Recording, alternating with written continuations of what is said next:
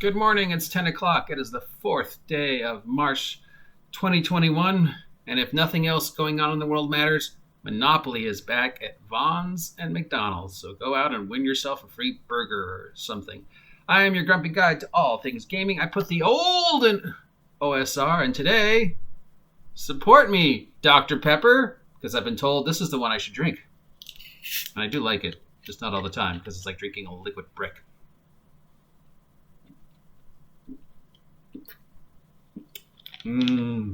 Weird tasting.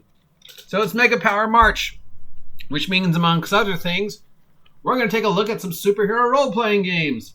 So right now in my hands, I have Mutants and Masterminds 2nd Edition. So before we get into it, let's go over what we know about Mutants and Masterminds.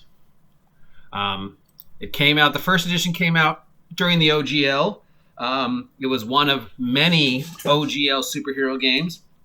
Almost all of them followed the same formula of trying to convert the superhero genre to the D20 genre.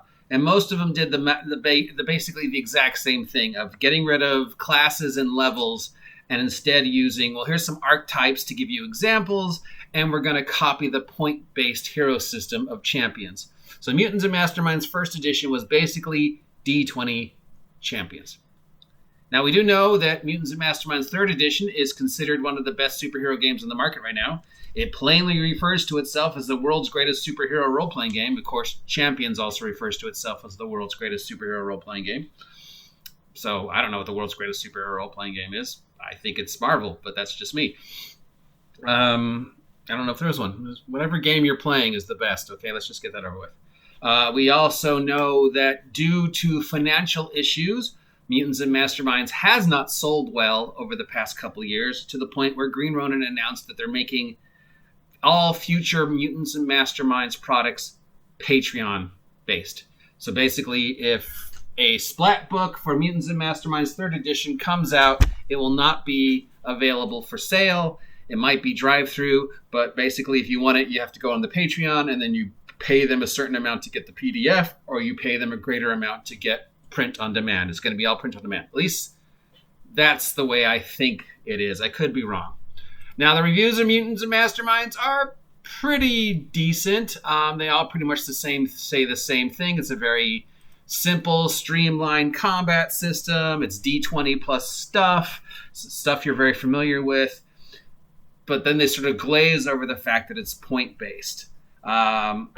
As somebody who wrote basically GURPS Supers and GURPS IST, played tons of Champions, played tons of GURPS, played tons of Bash, played tons of Savage Worlds, point-based superhero games can work, but usually it comes down to just min-maxing and trying to get the most you can for points. And the minute you start adding things like, if you take a disadvantage, you get more points, then that's, things are going to people take advantage of that. And things like, well, if you take a thing where your power only works during certain situations or doesn't work against this, and that's ways to get more points. And rarely, if ever, do you see people play them.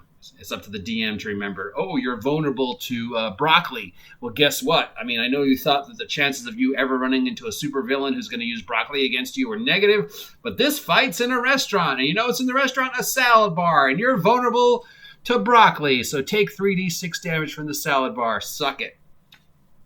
So here's my problem. D20 superheroes, fine. Villains and Vigilantes works. Heroes Unlimited works. Streamlined superheroes, I think, is the best way.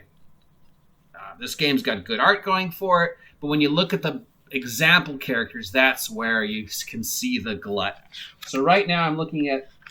Now remember, this is the 2nd edition. It's not the 1st or the 3rd. It's the 2nd edition, so we know the 3rd version of Mutants and Masterminds is completely different, but this is the only version I could find within my price range of, Seth, I'll take this. And he's like, sure, give me $2. So, yeah, this is $2. All right, so we're going to look at this example character. He's a power level 10. I guess that means that's how many points he gets to build him. And he has Battle Suit, Powers Device Battle Suit, 19. So already, we've got a built-in point thing. He's got Blast, Force Beam, Power Feats, Alternate Power, Enhanced Strength 24.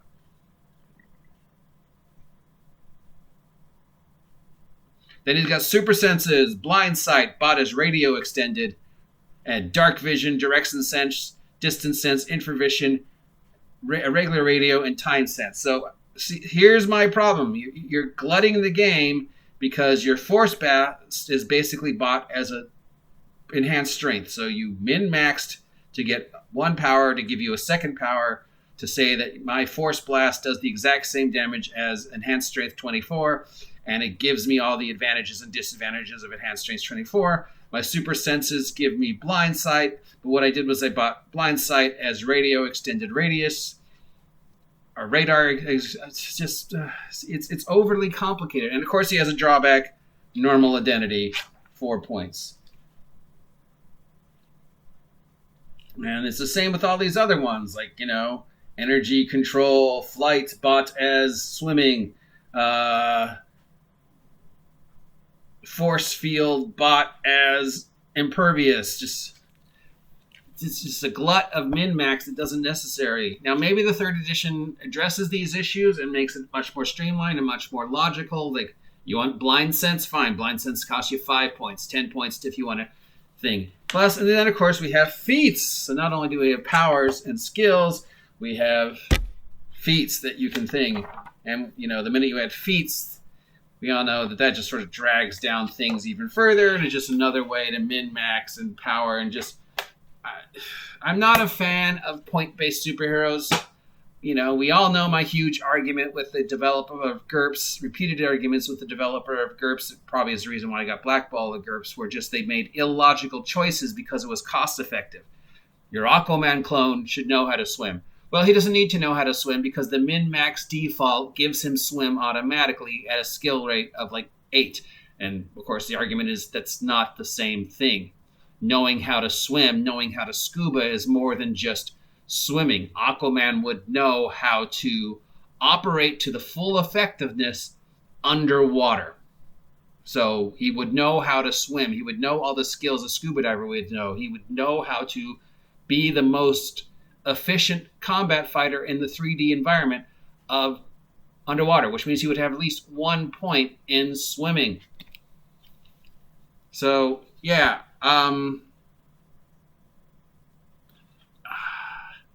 I've been told that, Green Ronin is super PC and they're, cancel culturing people, and so we're not supposed to like them. I love Freeport. It's one of my favorite settings. It's not original. We know Pirate City has been done 1,000 times for the history of the hobby.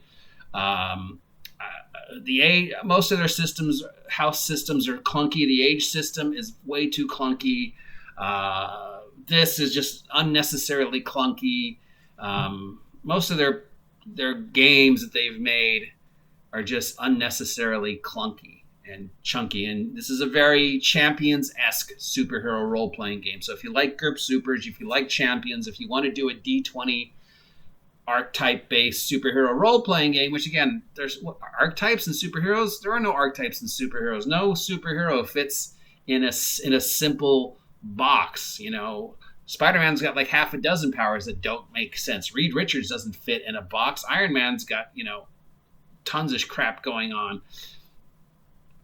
Thor's got powers, but then he's also got a device that gives him more powers. And then he's got Superman's got 87 different things. He doesn't fit in a box. Not even Batman fits in a box because he's Batman. So there's just so much about this game that just, as a superhero fan, just makes me go, ooh, you're just trying too hard to be Champions. You're trying too hard to be min-max. You're trying too hard to copy things that have already been done because you think you work. Every other superhero game that came around the same time that Mutants and Masterminds came out, when the OGL became available, and people were like, let's do D20 Supers, basically followed the exact same formula.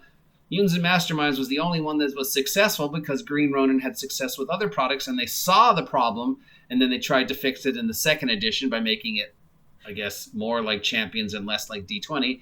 And from what I've been told, the third edition is much better and way far away from the D20 Champions and is its own thing. Unfortunately, I couldn't find a copy of the third edition for $2. Thanks, Cess. I got this at Cess Games and Anime. I know lots of people like this game, and a lot of people consider it one of the best superhero role-playing games on the market. I know that Mutants and Masterminds sold very well for a long time, and was, apparently is considered the greatest superhero role-playing game in the world by someone. Not a fan.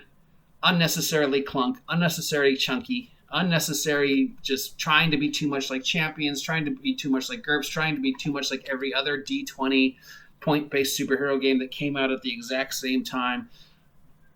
I know they've done lots of things to make it its own thing in the third edition, and more power to them. It sucks that they're doing so poor financially that they have to create this Patreon universe to continue to support the game. But that's probably the future for all role-playing games that aren't under the umbrella of Hasbro. In order to remain solvent, you're probably going to have to follow the Kickstarter crowdfunding formula and then create Patreon campaigns for your product where people pay for what they want and you don't have to pay for printing unless somebody's willing to give you the $50 for the print on demand. And again, they're paying for the print on demand. You aren't. So that's the only money that Patreon-based role-playing is going to have to invest is investing in the creators, investing in the artists. But once the product's on a PDF, then that's all money in their pocket, and it's all based upon whether people want it or not. And for companies small press companies, I mean, you would think Green Ronin used to be a big press company, but now it's a small press company that aren't Hasbro. That's probably the future. So it's good on them for coming up with the idea. I'm a fan of Freeport. I'm generally a fan of Green Ronin, that I've been told they're not, they're super PC, so I can't be a fan of them because they're cancel culture. I don't know. I guess it's an okay game. I played it. I found it chunky and confusing. I've read through it. I find it chunky and confusing. I hope the third edition's better. It's Mega Power March, so we're going to keep looking at superheroes. And I will give this copy to my 350th subscriber. There you go. So if you want this, be my 350th subscriber. I am your grumpy guide to all things gaming. I'm drinking Dr. Pepper. Support me, Dr. Pepper.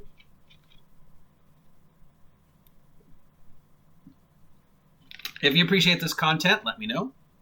If you don't appreciate this content and are planning on subscribing, let me know why so I can fix it. If you hadn't had a chance to subscribe yet, please subscribe and help me hit 500 subs by August 4th at 350. I'm going to give that Mutants and Masterminds away. Thumbs up, hit that algorithm, support me, and above all, stay hydrated, stay classy, and combat wheelchairs.